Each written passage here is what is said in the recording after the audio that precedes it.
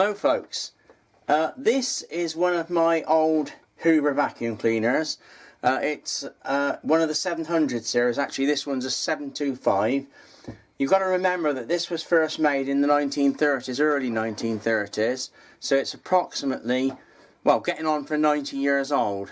What I've done, this has been sitting in my shed for the last 30 odd years, 30 plus years, doing nothing, and I decided to get them out and give them a clean up. And this is the first one I've done. I'm just going to connect it up. I haven't got the handle on, just to show you how smooth these machines really run. And bear in mind, this is over 90 years old. I haven't actually done anything to the motor other than clean it up. So I'm going to switch it on now and you can have a listen to it.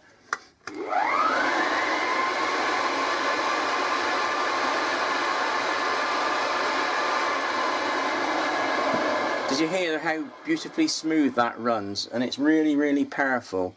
We're only talking about 300 watts compared to the modern machines, which can use in excess of 1,000 watts, and some of the recent ones were even rated at 1,800 watts, which is frankly quite ridiculous for a vacuum cleaner motor. All it means is it's using a lot of electricity. Anyway, that's that one that I've got back together. I've got to put the handle on and the bag on and actually get it working, but I think you'll agree it's a really nice machine. I particularly like the badge on the front. An Empire product. It beats as it sweeps as it cleans. What I'm going to do now, I'm going to show you another motor that I've just recently done up for another model. Again, it's 90 years old, and again show you how smooth it runs. I'll just show the back end of the machine as well while I'm at it, so you can get a better look at it, and it's useful for records anyway. I haven't cleaned up too much in here because obviously you won't see that when the bag's on. A lovely wheel adjustment on here, which you don't get on the modern machine. Proper brass turn knob, and this is the flexible cord, and you can see I've got it connected up to a temporary lead so I can turn it on and off.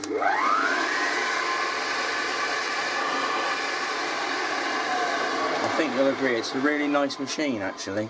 Even though it's old, it will still pick up well. Anyway, what I'm going to do now, I'm going to get the motor. I'll move this one out of the way. I'm still here. I'm not gone anywhere. You can still hear me jabbering. This is the motor I've just recently refurbished. I'll take the top off and just clean that up. This is the actual motor. You'll see it's nice and clean inside. It's amazing really, the quality. The bearings are as smooth as anything. You think they were made yesterday. And again, this is 90 years old. I've taken this one completely to pieces, and I will put a picture in the video showing you all the separate parts laid out. I've just recently assembled it. You can see, I don't know if you can see that, but the size of the armature is amazing compared to the modern ones. This is the armature in here. And this bit that I'm turning with my fingers, that's the commutator where the carbon brushes rub. Now, quite often you get some sparking on here, which is normal. But considering how old this is, I think it's amazing how little sparking, how much arcing you get. What I'm going to do, I'll just move the camera back out a little tiny bit. I'm going to plug this one in and then you can see it working, and you can see how little sparking there is. I'll just connect it up to my temporary lead. Make sure it's unconnected. There we go. Right, I'm just going to switch this one on and you can see what happens. Look at that.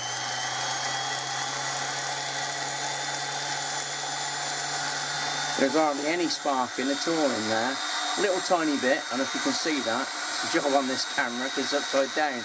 But it runs really smoothly.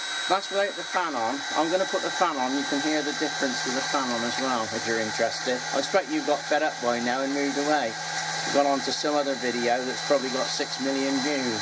I'll just turn this off. I'm going to pop the fan on. This is the fan. Again, that's 90 years old. It's not bad going. In case you're wondering what these little indentations here, that's where they balance it. When they make the fan, they balance it by drilling little bits out of it to make it balance properly. I'll just pop that on. This is a fan pulley, the belt goes round. You don't need that tight because it'll tighten itself in use. In fact, Hoover used to say it's better to leave it fairly loose. When the belt's on, the fan will take its natural position on the armature and balance itself out.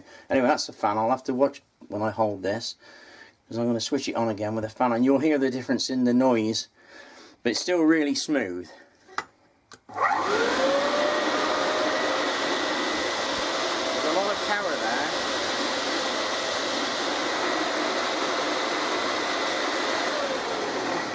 I won't leave it going too long. It's just a bit iffy trying to hold it with that fan whizzing round. It could do a bit of damage if you got your hand caught on it. I think you'll agree, you know, that's a really nice quality motor. I've got quite a few more of these to do up, but I just thought I wanted to show how smooth it runs. Quality manufacture. You don't get that today. Anyway, that's all for now. I hope it's of interest to somebody. Bye.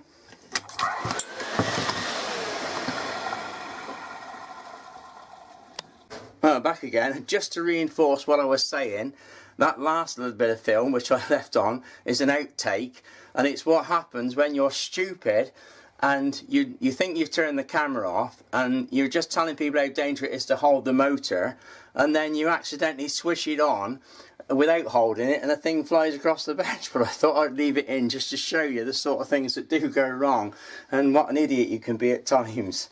Bye.